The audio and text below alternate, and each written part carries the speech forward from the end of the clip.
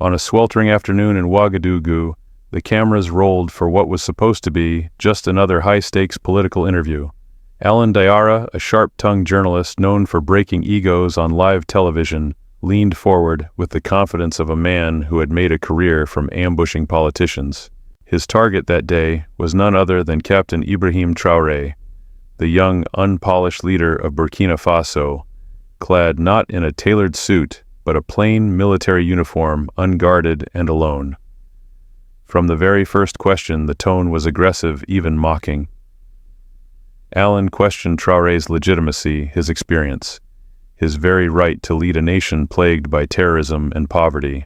But instead of reacting with anger or defensiveness, Traoré looked him squarely in the eye and replied, "Do you ask those who bleed for their people to prove their worth, or do you stand beside them and ask what you can give?" That moment, quiet but piercing, sent shockwaves through the studio, and it was only the beginning. As the interview unfolded, Traoré did not falter. With every provocation, he offered stories, not statistics. He spoke of children who learned under mango trees, of mothers who buried sons in silence, and of soldiers who died not for glory, but for peace. His words were not rehearsed, they were lived. A 10-year-old boy named Karim watched from a crumbling living room on the city's edge, his sick grandmother asleep beside him. He didn't fully grasp the politics, but he recognized the truth in Traoré's voice, a voice that sounded like someone who had once known hunger, who had once been forgotten. Behind the scenes, the producers were stunned. The control room, expecting confrontation and scandal, now found themselves holding their breath. Even Alan, relentless in his questions, began to falter. "Do medals feed our people?" he sneered. "No," Traoré replied softly. "But the sacrifices behind them protect the people who do." Letters from soldiers, stories from the front lines, and the sudden introduction of Fatima, a nurse from a war-torn region, brought tears to many eyes. The cameras captured not only a political leader, but a human being who bore the pain of his nation on his shoulders, and who refused to use power as a shield. By the end of the broadcast, something had changed, not just in the studio but across the country. People lit candles in the streets. Children drew his face, with the word hope underneath. And Alan Diarra, once so certain of his own voice, went silent for 2 days. When he returned to the studio, it was not to ask more questions, but to apologize publicly, tearfully, truthfully. "I tried to corner a man who carries our burdens with grace," he said. "He showed me what real leadership is." That night there were no grand declarations, no parades. Traoré walked with Alan through the dusty streets of the capital, meeting children, shaking hands, listening. One boy asked, "Are you the man on TV?" Traoré smiled and knelt beside him.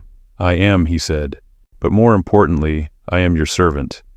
And that's the moment Burkina Faso remembered, not the insults, not the debate, but a quiet interview that awakened a nation's soul and taught the world that strength sometimes speaks in whispers. They thought they could break him, on live television, in front of millions. One arrogant journalist, one studio full of tension, and one man sitting alone in a plain uniform. No bodyguards, no script. Just Captain Ibrahim Traoré. The heat in Ouagadougou was nothing compared to what was about to unfold. What happened next left a nation speechless. A leader didn't raise his voice, he raised a mirror. If you think leadership is about shouting, think again. And if this story moves you, like, subscribe, and share this with someone who needs to remember what dignity sounds like. If you believe that a small nation can still stand tall against global giants. If you believe Africa deserves to write its own story in its own voice, not with borrowed ink, but with truth carved from the land itself. If you saw the fire in Captain Ibrahim Traoré's eyes and felt something stir in your chest, then this story belongs to you too. Like this video. Subscribe to this channel, not just to support, but to stand beside a movement. Together we are no longer whispers. We are the quiet storm rising. And that's where it really began. The studio was already buzzing. The lights were too bright. The crew was on edge. This wasn't just another interview, this was an ambush. and everyone in that room knew it. The host, Alan Diarra, had built his reputation on tearing guests apart, especially politicians. And now he had a new target, Captain Ibrahim Traoré. They expected a reaction. They wanted sparks. What they got was something far more dangerous. The trap was set early. Mr. Traoré Alan began with a grin that wasn't friendly. How does a man with no formal political training run a nation choking on poverty and war? He said it slowly, like a blade being drawn. The camera zoomed in, waiting for Traoré to slip, to stutter, to lash out. But Captain Ibrahim Traoré didn't blink. He didn't shuffle his papers. He didn't defend his resume. He just looked straight ahead, calm, collected, and said quietly, "Do you ask those who bleed for their people to prove their worth?" You could hear the breath leave the room. One assistant froze mid-step. Another dropped her clipboard. Behind the glass, a producer mouthed, "Oh my God." Alan tried to push again. "Some say you're just playing soldier in a real man's game," he mocked. Still no anger, no raised voice, no flinch. Just presence. Quiet power. That's when it happened. Something subtle. The air changed. The tone shifted. Even Alan felt it. This wasn't the man they thought would walk in. This wasn't a military puppet or a regional strongman. This was Captain Ibrahim Traoré, and they'd just handed him the mic. What happened next wasn't loud, but it was unforgettable. Captain Ibrahim Traoré didn't raise his voice. He didn't defend himself with facts and figures or boast about power and position. He told stories, and somehow that hit harder than any speech could. He began with mangoes. "I used to sell fruit on the roadside," he said calmly, like it was the most natural thing in the world. "Not for fun. To help my mother pay for my school fees." Alan blinked. That wasn't in the prep notes. This wasn't politics. This was real life. The cameras stayed tight on his face. He didn't look rehearsed. He looked like someone remembering, not performing. That silence that had fallen over the studio, it deepened. No one dared interrupt. "I didn't come here in a convoy," he continued. "I came here the way I always do, walking where others drive, listening where others shout." And then he smiled, just slightly. "I know what it means to go to school without shoes, to write with broken pencils, to eat once a day and still be thankful." Somewhere behind the curtain, a junior intern stopped what he was doing. It was his first week. He was supposed to refill water jugs and stay invisible, but he couldn't stop listening. Because this man, this so-called soldier playing politics, was speaking in a way no leader ever had. Captain Ibrahim Traoré wasn't talking down. He wasn't speaking as if he were above the people. He was speaking as one of them. And then he told them about Aminata. He had visited a refugee camp weeks earlier. A girl 7 years old, no family left, had approached him. She had lost both parents, seen things no child should. And yet she had smiled. She said to me, Traoré recalled, "If I can smile, maybe others will too." He paused after that, just for a breath. But it landed like a stone in the heart of every viewer. Alan tried to take control back. "Yes, very emotional. But what about your government's failures? What about the warnings you ignored?" Traoré didn't blink. "I never promised perfection," he said, "only service, especially when it hurts." Back in a crumbling apartment in Bobo Dioulasso, a 10-year-old boy named Karim sat cross-legged on the floor. His grandmother coughed beside him. The TV screen was flickering, but the boy's eyes didn't move. He didn't understand policy. He barely knew who the man on the screen was, but he knew pain, and he knew truth when he heard it. And what he heard in Captain Ibrahim Traoré's voice was someone who had also slept on the floor. In the control booth, Lucy, the lead producer, was sweating. She had booked this interview to make headlines, to trap Traoré, to catch a stumble, maybe even a scandal. She hadn't expected this. She hadn't expected to feel proud. As Traoré kept speaking, her fingers trembled over the controls. And then a call came in. Direct line, Prime Minister's office. The voice on the other end said only one thing: "Do not cut the feed. Let the people hear him. Let the truth speak." Lucy froze. Captain Ibrahim Traoré was now talking about his old journal, the one he writes in every night, the one filled with names not of politicians or generals, but of fallen soldiers, of mothers, of children. "I don't carry medals for show," he said. "I carry names, and they weigh more than gold." For the first time since her father died in the war, Lucy felt something shift, something open.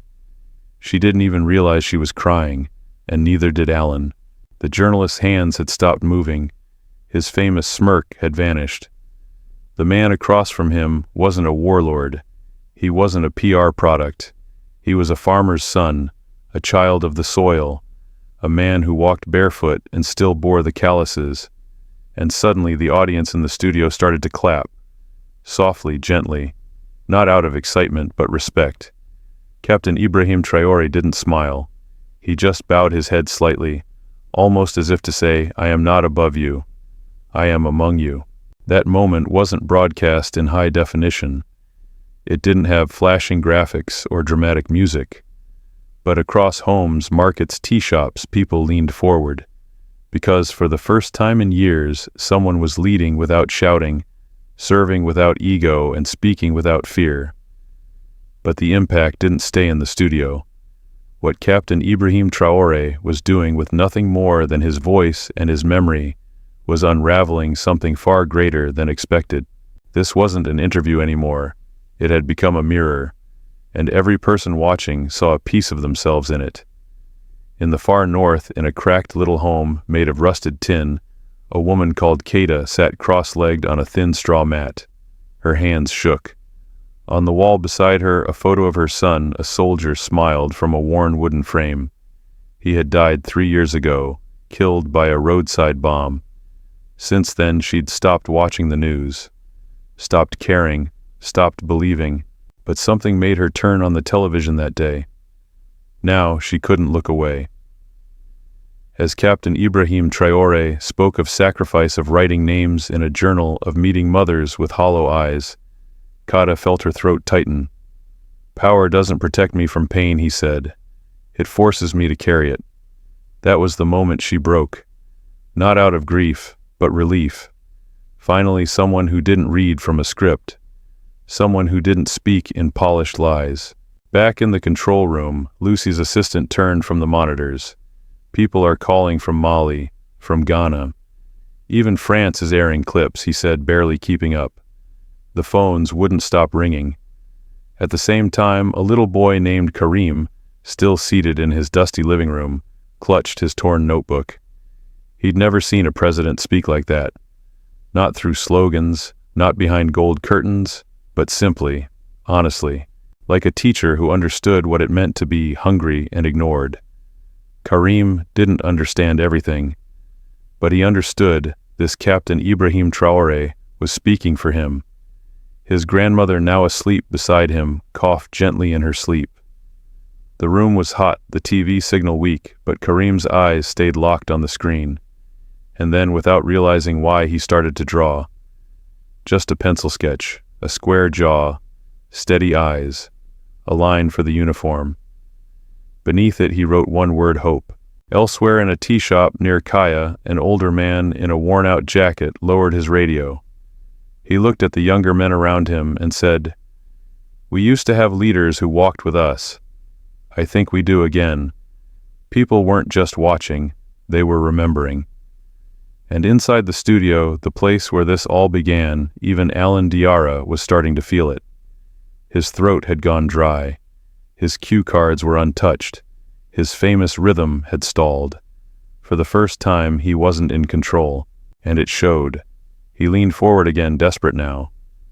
"But what makes you think you know what's best for this country?" he demanded. Captain Ibrahim Traoré didn't react with anger. He didn't even blink. "I've slept in the rain," he said. "I've taught children with no shoes. I've buried friends with no coffins." He let that hang in the air. "I know pain. I know hunger. And I've seen hope in the darkest places." Even the studio crew flinched. One camera operator put his hand over his mouth. Another wiped his lens, not because it was dirty, but to hide the sting in his eyes. In the shadows backstage, Adama, the young intern, stood frozen. His father had died fighting terrorists the year before. Since then, he'd avoided anything military, anything political. But now he felt something shatter quietly inside him. The bitterness, the distance, the weight. This man, this captain, was not chasing power. He was carrying something heavier. Adama looked down at his trembling hands. They were wet, not with sweat, with tears. For the first time since his father's funeral, he felt something unfamiliar return. Pride. And across the nation, that feeling was spreading. Through radios, through televisions, through word of mouth, in barbershops and bakeries, from villages without roads to flats with satellite dishes, people weren't just hearing a speech. They were witnessing something deeper, a reckoning, a reflection, and maybe for the first time in a very long time, a reason to believe. But as the air thickened with emotion, Allen Diarra wasn't ready to give up, not yet. He'd built a career on sharp lines and sharper questions. He knew how to pressure, how to provoke, how to corner. And somewhere inside, maybe he still believed he could catch Captain Ibrahim Traoré off guard. So he tried one last time. He leaned forward, narrowed his eyes, and threw the cruelest line of the day. "Tell us, Mr. President," he asked, voice hard and bitter. "Do you ever feel guilty sitting in power while mothers bury their sons?" A murmur rippled through the studio. Even the camera crew flinched. The assistant director looked away. Backstage, the intern Adama gasped and clenched his jaw. The words had landed like a slap. Everyone felt it. Everyone except Captain Ibrahim Traoré. He didn't react with anger. He didn't glare. He didn't interrupt. He simply looked up slowly and answered with a voice so soft it cut like glass. Every single night, he said. The room went still. But he wasn't finished. "I write their names in my journal," he continued. "I meet their families. I walk their villages. Power doesn't protect me from pain. It forces me to carry it." And suddenly Allen had nothing left. No words. No clever reply. He looked down at his notes, now useless paper. His fingers trembled slightly. The entire studio had shifted. It was no longer a stage. It was a confessional. And Captain Ibrahim Traoré stood at the center of it. Still, human, unshaken. In the control room, Lucy wiped her face with her sleeve. She hadn't planned for this. She had wanted tension headlines, viral outrage. But what she was witnessing now, this was something else. Something sacred, something real. Then Traoré spoke again, almost in a whisper. "I visited a camp in Kaya," he said, adjusting his jacket. "I met a little girl named Aminata. She was 7. She had lost her father to rebels, her mother to illness. She was alone." His voice broke slightly just for a second, but it was enough. "She still smiled," he said. "She told me, if I can smile, maybe others will too." The weight of that moment hung in the air like mist. And from the audience, a woman stood up and burst into tears. Her name was Kata. She'd buried her son in silence. She had sworn never to trust a leader again. But now her heart was breaking all over, not from pain, but from something she thought she'd lost relief. Someone was finally saying what no one else had dared to say. And they meant it. Captain Ibrahim Traoré didn't stop there. Because this wasn't about sympathy. This was about truth. He turned, slightly looked at Allen and said, "There are those who use uniforms to control, and there are those who use them to protect. I chose the second." That line hit like thunder. For the first time, the studio audience applauded not out of enthusiasm, but respect. It was quiet, unforced, like something long overdue. Allen froze. That wasn't part of the script. He wasn't supposed to lose control of the room. Backstage, Adama's hands were wet again. Not sweat, not nerves. It was emotion. Deep, raw, unexpected. This was the first time he had seen a soldier remind the world that strength isn't in medals, it's in mercy. And on the outskirts of the city, Karim's sketch was now complete. On the page, a steady face, a strong jaw, eyes that seemed to see everything. And beneath the portrait, The boy had written something new. He understands. Meanwhile, Lucy's phone buzzed again. Calls from radio stations, embassies, even neighboring governments. Everyone wanted to know the same thing. Who is this man? But the people already knew.